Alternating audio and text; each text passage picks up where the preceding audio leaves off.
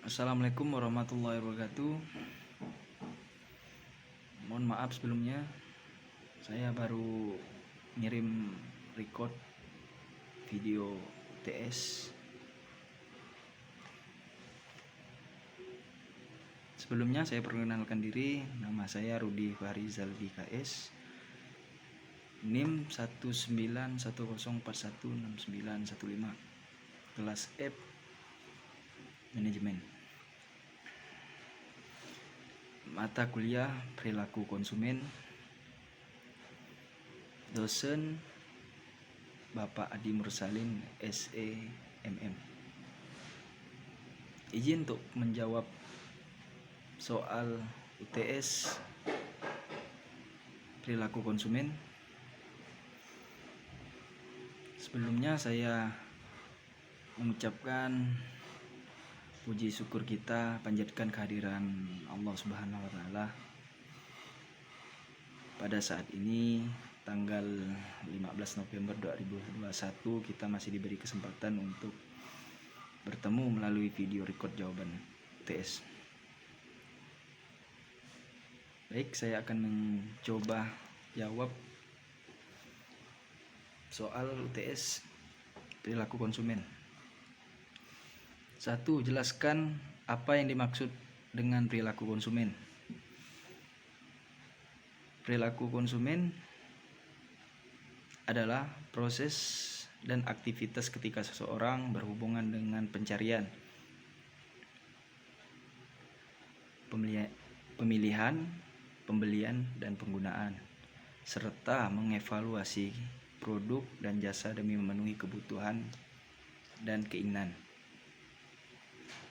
Kepribadian konsumen merupakan paduan konsumen dalam memilih cara untuk memenuhi tujuan dalam situasi berbeda.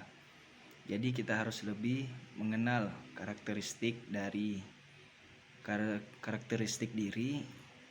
kita sebelum memutuskan membeli suatu barang. Karena belum tentu barang yang kita beli dapat bermanfaat optimal. Apabila kita tidak memikirkan terlebih dahulu, atau dengan kata lain pembelian berdasarkan gengsi.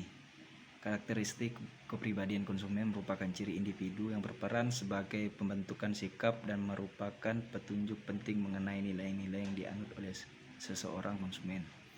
Soal nomor 2, sebutkan dan jelaskan teori tentang keterlibatan konsumen dalam kurung influence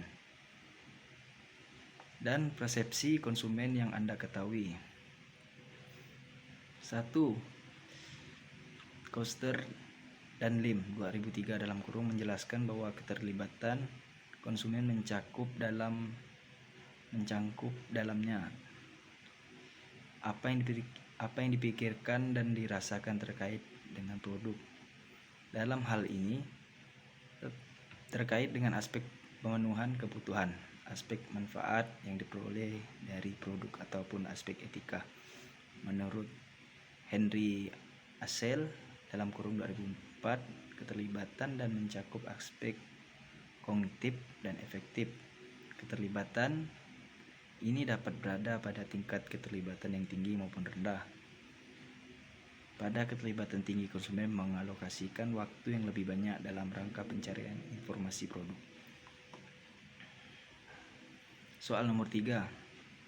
Coba saudara jelaskan dengan contoh high influence dan low influence konsumen dan membeli sebuah produk. High influence produk adalah produk yang memiliki risiko tinggi untuk konsumen dan mereka butuh waktu untuk berpikir panjang sebelum melakukan pembelian. Contohnya pembelian rumah. Sedangkan low influence produk merupakan produk yang mana konsumen tidak membutuhkan informasi produk yang akan dibelinya. Contohnya pembelian meja. Soal nomor 4. Jelaskan melalui contoh bagaimana persepsi terhadap suatu produk mempengaruhi keputusan Anda membeli suatu produk. Saya menjawab, persepsi konsumen terhadap suatu produk akan menjadi pertimbangan konsumen dalam menentukan pilihan produk mana yang akan dibeli. Jika persepsi tersebut tinggi, maka konsumen akan tertarik untuk membeli produk tersebut. Untuk menghasilkan persepsi yang tepat bagi konsumen, perusahaan hendaknya menghatukan kriteria evaluasi kualitas produk atau jasa yang ditawarkan. Contoh, jika saya membeli kue, saya memperhatikan faktor-faktor seperti rasa, aroma, harga distribusi produk, iklan, serta kemasan. Soal nomor 5, apa yang dimaksud dengan gaya hidup konsumen? Sebutkan contoh dari pengaruh gaya hidup konsumen dalam membeli suatu produk. Gaya hidup konsumen adalah ekspresi keluar dari nilai-nilai kebutuhan konsumen. Dalam menggambarkan gaya hidup konsumen, dapat dilihat bagaimana mereka dan menginspirasikan nilai-nilai yang dianutnya untuk memuaskan kebutuhan. Contoh,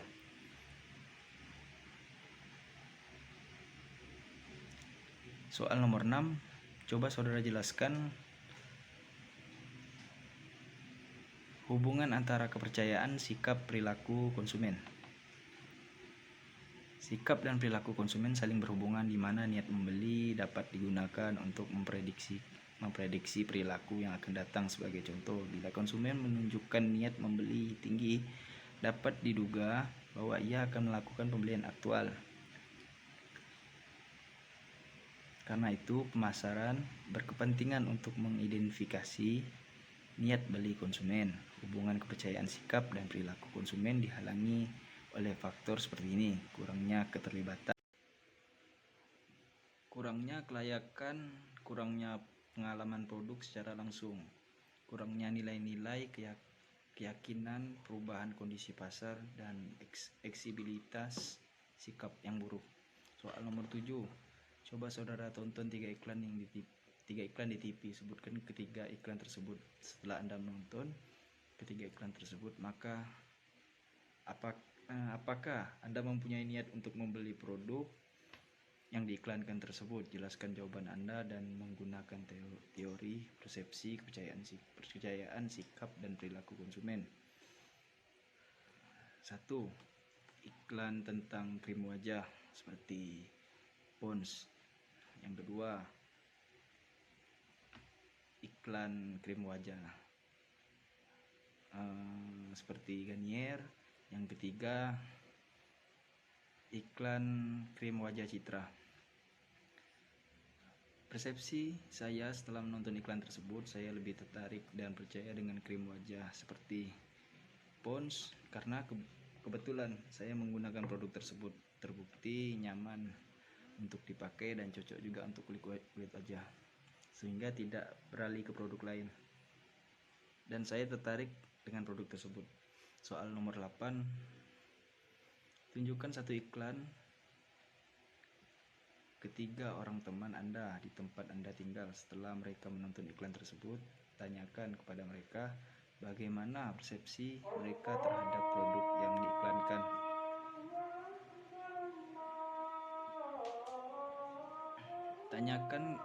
Tanyakan apakah mereka percaya terhadap produk yang diiklankan tersebut, dan apakah mereka mempunyai minat untuk membeli produk yang diiklankan, dan minta alasan mereka jika berminat untuk membeli suatu produk. Jika tidak berminat untuk membeli, setelah itu Anda jelaskan rangkuman jawaban mereka, yaitu mengenai sampo Pantene seperti. Setelah saya tunjukkan iklan tersebut kepada ketiga teman saya, tidak ada satupun di antara mereka yang tertarik dengan produk tersebut, karena mereka lebih percaya dengan produk yang mereka gunakan selama ini dan tidak ingin beralih ke sampo lain. Soal nomor 9, apakah yang diusul oleh Daniel Keynes mengenai fungsi dari sikap konsumen? Daniel Keynes mengumumkan 4 fungsi dari sikap, yaitu fungsi utilitarian, fungsi mempertahankan ego, fungsi ekspresi nilai, dan fungsi pengetahuan. Keempat fungsi tersebut digunakan oleh pemasar sebagai metode mengubah sikap konsumen terhadap produk, jasa ataupun merek. Soal nomor 10, apa yang dimaksud dengan pengetahuan konsumen dan sebutkan jenis-jenis pengetahuan konsumen. Pengetahuan konsumen adalah semua informasi dimiliki oleh konsumen mengenai berbagai macam produk dan jasa serta pengetahuan lain yang terkait dengan produk jasa tersebut dan informasi yang berhubungan dengan fungsi sebagai konsumen pengetahuan. Konsumen akan mempengaruhi keputusan pembeli. Jenis-jenis pengetahuan konsumen. 1. Pengetahuan produk, yang kedua pengetahuan pembelian, yang ketiga pengetahuan pemakaian.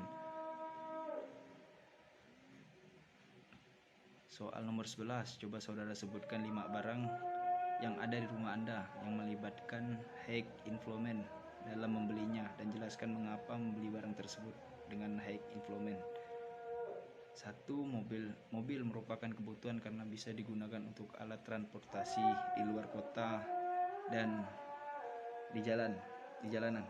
Yang kedua, perhiasan merupakan kebutuhan yang bisa digunakan di saat acara tertentu seperti undangan dan jalan-jalan juga.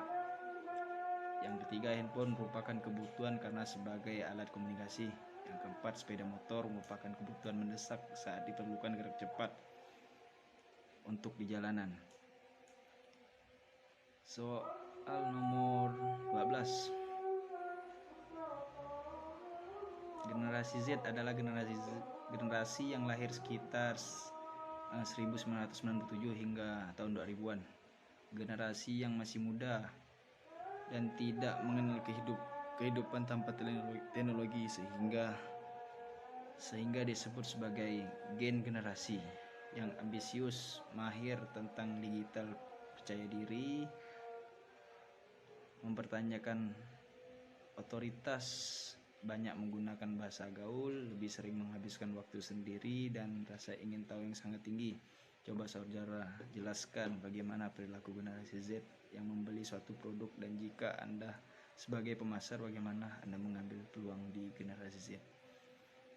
Bagi generasi Z, informasi teknologi adalah hal yang sudah menjadi bagian dari kehidupan, di mana akses terhadap internet sudah menjadi budaya global sehingga berpengaruh terhadap nilai pandangan tujuan hidup. Generasi Z dalam membeli suatu produk banyak melalui aplikasi instan seperti Shopee, Tokopedia, Lazada, dan bentuk aplikasi lainnya. Cara ini dirasa lebih nyaman dan lebih mudah oleh generasi milenial. Selain menguntungkan pembelian dan membeli suatu produk, jika saya sebagai pemasar juga sangat menguntungkan dan menjual produk-produk yang dipasarkan karena lebih hemat biaya dan tidak perlu menyewa gedung ataupun tempat khusus. Soal nomor 13. Nilai mengarah seseorang untuk berperilaku yang sesuai dengan kebudayaan. Nilai yang akan mempengaruhi sikap seseorang. Sebutkan contoh dari nilai yang mengalami perubahan dalam konsumsinya. Kebudayaan yang berbagai macam ragam masing-masing akan membentuk, memperkuat sekaligus merubah sikap dan perilaku baik secara individu maupun secara sosial yang berada di lingkungan kebudayaan bersangkutan, misalnya lewat pendidikan.